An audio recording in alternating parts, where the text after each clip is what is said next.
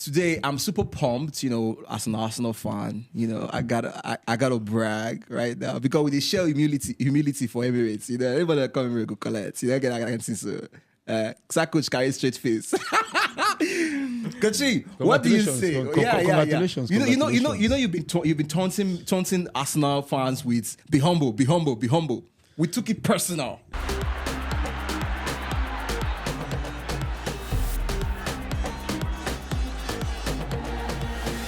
Football Banter.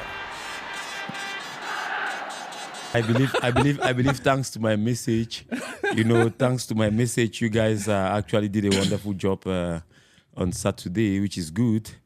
I don't know if Ebuka has something to say too. No, Asta, be humble. Alan, sit down. I have something to say. Okay, be humble. You see how happy he is, Ba? It's amazing how now, because they won, they've not started complaining that the referee spoiled their game, because that was what I was expecting. Because anytime Arsenal lost a game or lose a game, now referee be the wahala. But when they win, everything went wisdom. The officiating was not perfect too.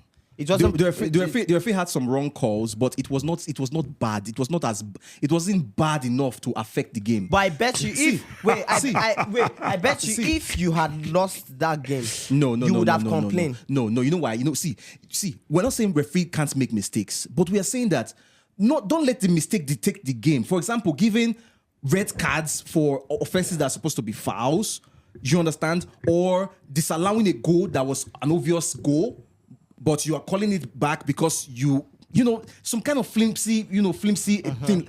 Okay, but things like making a mistake. Okay, a tackle that was not properly done, you called it for a free kick. Those are negligible mistakes. That's just the point. We're not saying that be perfect or you will need perfect officiating. No, just don't look like you are against Arsenal, or maybe you have an ulterior motive. Well, I was really excited because we actually played Man City. Was it 2 weeks ago?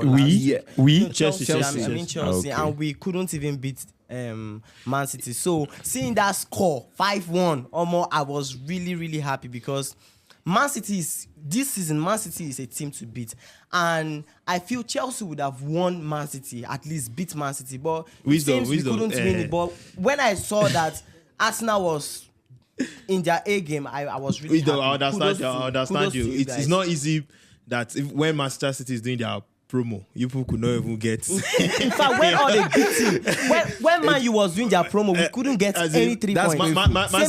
Man City are doing the promo now, and Chelsea could not even capitalize on it. Everybody is winning Man City, so I understand you. So, but let's leave us now to celebrate. No, this, but I have an issue. I have an issue. I know your issue. I'm talking directly to the Arsenal fans. I don't have an issue with the Arsenal as a team. Arsenal fan them. Well, when I win game, when I go wear JC, stroll around town, make noise. The day when I lose, surprisingly, before the match, Arsenal fans they know where JC. They were just there around. But the moment Arsenal don't the lead, some of the wrong go start wear JC. Some of them go wear JC now when the match don't finish. You get me? So it tells how you guys are hypocrite. They call them hypocrite fans. Be because I don't wait to see the glory, the glorious part of it. Once be juicy, una run go hide. Una there like other fans them. Coach, let's leave the fans and let's not take away the fact that the players played well. Yes, the youngsters, Ethan Wanyeri and Skelly. Lewis Kelly that was given a red card. I was not supposed to play this game. Actually played and scored. And he actually hit the Haaland celebration. He returns. That boy is now an Haaland fan. He's an Haaland fanboy now. No, you know what happened? It's not about Haaland fanboy. In the first leg, Haaland was like, who are you? Haaland bullied him. Was like who are you? Like, this boy talking who's a small boy? Like, who are you? Like, you understand? So I think the boy took it personal. And like, I'm going to show this guy. So the way I understand us now. You see, it's been a very long time since Arsenal actually celebrated something. So you guys should hold this as a trophy. Do you call this celebration? No, coach, I beg. Let's just Wait, no. coach, Now, inflation they have not been joy. Ebuka, I want to understand You are making something. a I think celebrations are being done at the end of the season. I know. That's why I'm still going to that. Just in case, Arsenal have been this Netflix. Yeah, you say Arsenal have been this kind of Netflix kind of team that I won't think that they should change their Emirates fly better to Netflix. Or waiting for next season, because the way they are still going this season, if they do not end up winning a trophy, this must still win. It's now But useless. notwithstanding, Arsenal is a team to watch because, mind you, that game was very, very vital for them. They were Yes. able to close the gap. Between, not actually closing the gap, just still keeping it at the reach, because it's still at the reach right now. Liverpool are winning there with 6 points. Not just Where 6 did points Liverpool- now. And Liverpool have a game in hand, though, but let's say 9 points still reachable with the games that can be played. So Arsenal can still go for it, but just in case the Arsenal did not go for it, Haaland will come back and he will let me be explain. humble. Oh yeah, Arsenal, sit down. No, that's not the point. Let me explain the reason behind the celebration. It's beyond just winning the game. It's the fact that whether you like it or not, it made it look like we've been in the shadows of Man City for a while. Actually. And even when we, remember that first match, there was always this tension. Before the season, there was always this tension when Arsenal is playing Man City. We match them man for man, but sometimes we just fall short. And then Rodri had to reference the fact that mentality stuff. Yeah. And since That's one win that they won, guys. and since Rodri made that remark, I think the whole team, took it personal, and it's kind of inspired everybody, the players per se. So. Man City are the best team, even though they're having a rough patch this season. They've been the best team for a while. And so being able to match them up man to man and, outball them and also get this kind of result from them just shows that in the process so far, just shows that, okay, this team has come of age and this team should be winning trophies, right? I believe Wisdom would understand better what I'm saying because of the process they are right. I said something about having the opportunity to beat Manchester, but not Man City, but not nailing it when everybody seems to be getting results. I would not say there is any problem with that. It's just the stage they are in their process. And when the team comes together, it becomes easy, right? No team has beaten Man City 5-1. I stand to be corrected. Yes. No No team team has has beaten Man City or Guardiola. it is one thing to get a result against Man City, another thing to humiliate Man City. That's a different ball game. So what we're celebrating is not that we won Man City or we won a trophy. After all, we should have had a bragging right for getting with 10 men. They even struggled to get 1 point. So what are you celebrating then? If you're not celebrating for beating Man City, No, I just explained everything we're celebrating. No, what are you celebrating? Be specific, because you explain a lot of things. Okay, everything I just said. The fact that they So, beat but Man it's City and still Man disgraced City. them and they have not been able to beat we Man didn't City only for a beat very Man long City. time. We disgraced Man City. Okay. Yes, okay. we humiliated Man City. I think what you should be celebrating. Permit me coming. What you should be No celebrating problems. is keeping the league afloat. That's putting pressure under Liverpool. That's not Remember, something I can control. no. That's what you should be celebrating. That at least facing Man City is a tough team, because Arsenal has this syndrome of beating the bigger teams and Exactly. losing against the smaller Losing teams. against smaller teams. Let me go ahead. Sure. I think I said it here in the studio that I'll go for Arsenal winning the league this season despite the obstacle, and I still stand on it. I'm anti Arsenal based on pattern. You get me? But I'm not anti Arsenal based on sentiment. The pattern Arsenal played yesterday was fantastic. It proves, I think, any football academy out there, guys, you can go watch the 35 passes that were made before Waneri scored that goal. I think I'll ask you, the football academies out there all over the world, to watch it and then train your kids, tell them these things, because I kept on saying that in a game of football, you always have to return to the muster point when things are not going. If you can't break through the defense, through the walls of the defense of a team, then bring back the ball, because the most dangerous thing in football is when you lose possession. Okay. And Arsenal did that with 35 passes, which is good, and it has a lot to teach for the grassroots football out there and for other teams, playing semi-professional and professional games. But now, getting back into the source of the game, into the soup of the game. Arsenal actually is moving and giving pressure to Liverpool, pushing Liverpool to make one small mistake. Remember, Arsenal topped this league once with 13 points and end up losing the league. Yeah. Liverpool is only topping the league now with perhaps 6 points or 9 points. Yeah. Let's say even 10 points. It's not yet guaranteed. We still have about 18 or 17 matches to play. And you can imagine the points of 17 matches. Guy, the thing is still far.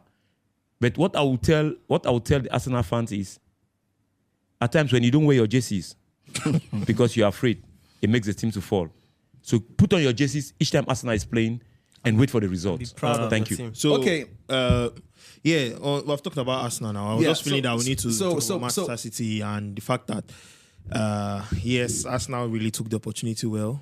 The right time to strike. You know, sometimes you have to wait for the right time to strike your enemy. So and this was the right time. And it's sweet. It's sweet. It's very sweet. It was. But I still said it last time. Manchester City are still vulnerable, and any team can still ride them because of they have weak legs. Wait, in the midfield. but they went on rampage in the transfer. I said it here. I said it here. And I think our first episode for this year that they went on rampage in transfer season, but they didn't get what they wanted. It's just yesterday that they did the right thing in signing a midfielder that is not just technical, good with the ball, but also physical. The guy is an athlete. Nico Gonzalez. He plays and is an 8-6. Anywhere in midfield you want him to play, he plays there. He's a box-to-box midfielder. He's everything. The guy is good. And he's those kind of 6 that can also play like a Busquets, like Rodri's, and is at least a good fill-in for Rodri. Which club is Nico Gonzalez coming from? Nico Gonzalez is coming from Porto. Porto is from the Barcelona Academy. He played with Xavi Hernandez and Busquets, and he was exceptional. So, that was the guy that Busquets already pointed to be his successor. Okay. And he's not just only a Busquets kind of player, he's a mobile Busquets, a guy that is also physical. And just imagine Guardiola handling that kind of talent. So it's something that I feel, okay, from now we're going to see Manchester City coming up because they have players already with that experience on how to fight. And Nico Gonzalez giving them that energy they need in the midfield. It's now a run for teams like Newcastle, Nottingham Forest, and Manchester City will still come back. And so maybe when Arsenal face them, maybe later on in the FA Cup, we can. Okay, but I Arsenal personally out think of the FA Cup. Arsenal out of the FA Cup. Wow. Yeah, Arsenal out of the. I think the only trophy, the only cup we have a chance at now. Champions League and is the Carling Cup, second leg against Newcastle. Okay, second leg. Carabao. Yes. Carabao with 2 goals down. So let's see how that works out. I think Omar Mamouche also is a very good signing for Man City because but that is not their problem right now. Yeah, I get that. So what's Man City's problem? The midfield, the midfield, like you already mentioned. Was it that exposed during the match? They don't have. Yes, if you look, Manchester City. If you say their midfield was exposed, they could not win the ball. No. If you say their midfield was exposed, then I don't think I'll agree with you on that. It's simple. Arsenal outplayed them. That, yeah. You understand? Because they had opportunities with the ball in the midfield. They circulated too. Man City but the thing is mental toughness. Arsenal was much more prepared for that game. And based on Arsenal took it as a revenge. Yeah. You understand? To rebrand their image because, like the wine said, they've been under this sphere of City for a longer period. So definitely, if they beat Pekin every day now, they begin the group from 10 years to 15 years, you beat them. 15 years to 90 years, you beat them. Even 90 years to 21 years, they begin not lose to this. They begin not reach to even get married. You still beat them. No, Master with Rodri can actually lose that game. So even Master in a normal day can actually lose that. It's a game that can be lost. I'm just trying to say that maybe it cannot be like that. It cannot be 5-1. So. Okay. And again, before we wrap up with this, I want to know about this Nico Gonzalez. You said you can watch his videos. I don't need to watch his video because I already know the player. But I'm simply trying to bring it based on what you're saying about this guy. You can check his stats. No, I've seen everything. It's just like Casemiro, the way he did well in Porto. Okay. What he has is not enough to change water into wine for Man City. Yes. You know that, right? You accept with me.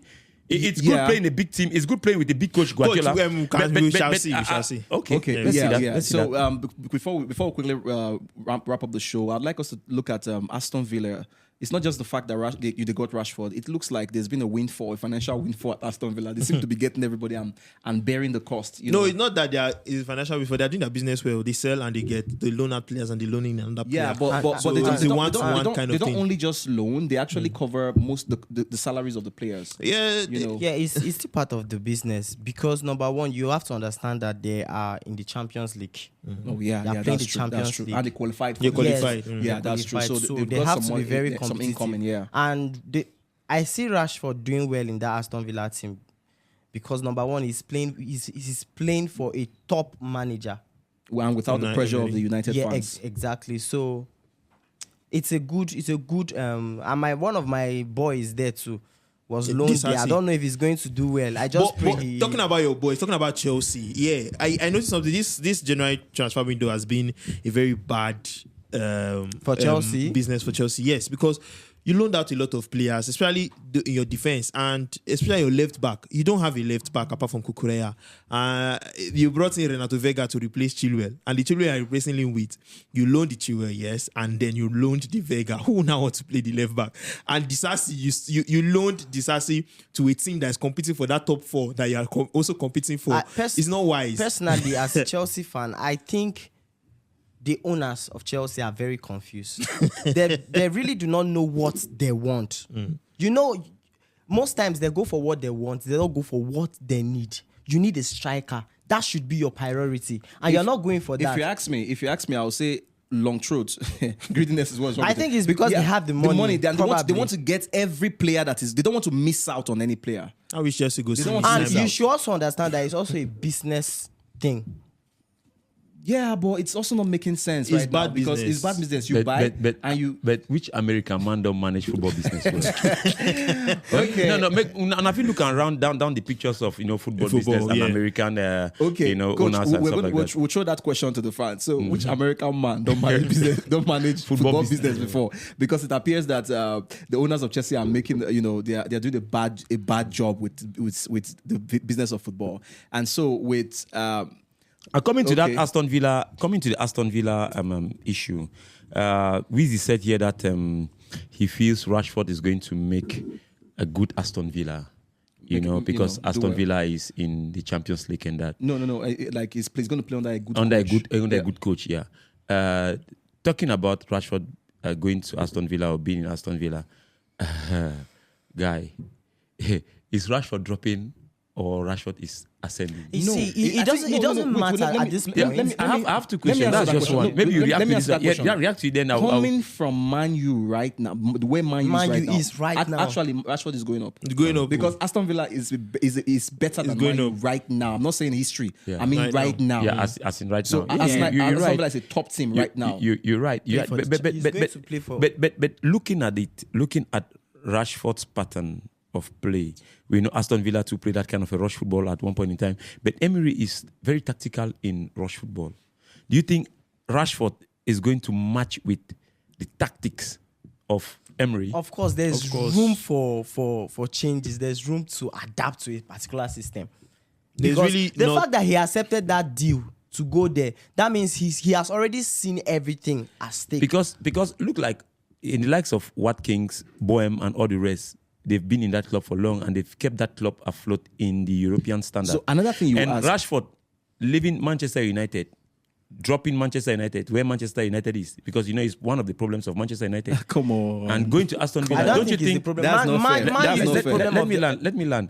Going to Aston Villa, don't you think that syndrome, that Rashfordism? No, it's not. No, I don't think so. I don't think so. You don't think so? I don't think so. So it's a brand new day for him. It is. New atmosphere. Coach, entirely. the question we should even be asking is the position Rashford will be playing at Aston Villa. Who are the players who are currently playing on that position, and are they better than Rashford? Yeah. That's also a question. What surrounds Aston Villa and Rashford is what I want to.